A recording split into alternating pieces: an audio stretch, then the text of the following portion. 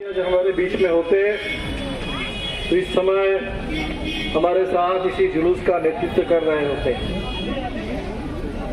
जिस रास्ते पर हम लोग चल रहे हैं, जिस आंदोलन का रास्ता, यही राजा राम जी का रास्ता रहा है।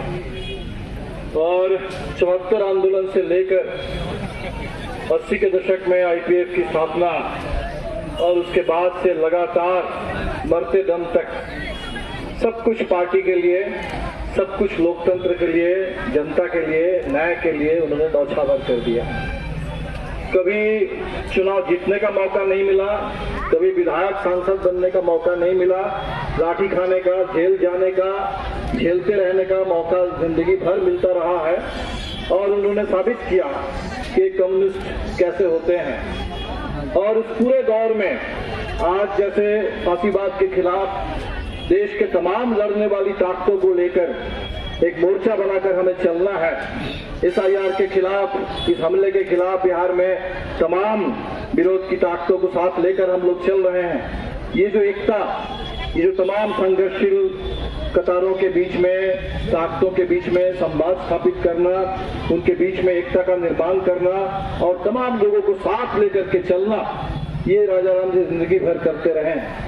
और इसीलिए आज जरूर हम सब के लिए बड़े अफसोस है कि राजा राम जी आज हमारे बीच में नहीं है। बिल्कुल होना चाहिए था, लेकिन कम ही उम्र में उनको हमने खो दिया 2 साल पहले। लेकिन राजा राम जी का वो उदाहरण हमारे बीच में है, वो प्रेरणा हमारे बीच में है, वो रास्ता हमारे बीच में है। और उसी रास्ते पर सिर्फ बिहार में ही पूरे देश भर में हमारे तमाम साथी चल रहे हैं, चलते रहेंगे। और इसी रास्ते पर चलते हुए हम लोग देश में ये जो तानाशाही का खतरा मंडरा रहा है, संविधान की हत्या करने की कोशिश हो रही है, लोकतंत्र को मिटा देने की, गरीबों के वोट छीन लेने की जो साजिश चल रही है, इस साजिश को मुंहतोड़ जवाब देंगे। और बिहार में आने वाला जो चुनाव है, इस चुनाव को बिल्कुल बदलाव का चुनाव बनाकर रख देंगे। ये सरकार जो 20 साल से चल रही है, पूरे बिहार के साथ डबल धोखा, डबल विश्वासघात करने वाली डबल इंजन की सरकार, इस सरकार को सत्ता से बाहर कर देंगे, बेदखल करेंगे। और ऐसी सरकार लाएंगे बिहार में जो गरीबों की बात करे, बात सुने, तमाम आंदोलन के मुद्दों पर उस पर बात हो और बिहार लोकतंत्र के रास्ते पर, संविधान के रास्ते पर तमाम सामंती सांप्रदायिक साजिश को घटा बताते हुए आगे बढ़े। आज बहुत जटिल मोड़ पर बिहार खड़ा है। एसआईआर का जो हमला कोई मामूली हमला नहीं है, ये कोई मामूली पुनरीक्षण नहीं है। मतदाता सूची 65 लाख लोगों के नाम काट दिए गए, 3 लाख लोगों के पास नोटिस भेज दिया गया। बड़ी साजिश है और पता नहीं कितने फर्जी वोटर के भी नाम जोड़े जाएंगे। और इसीलिए हम साथियों से अपील करेंगे कि जो यात्रा निकली, अभी आज समापन हम लोग करेंगे।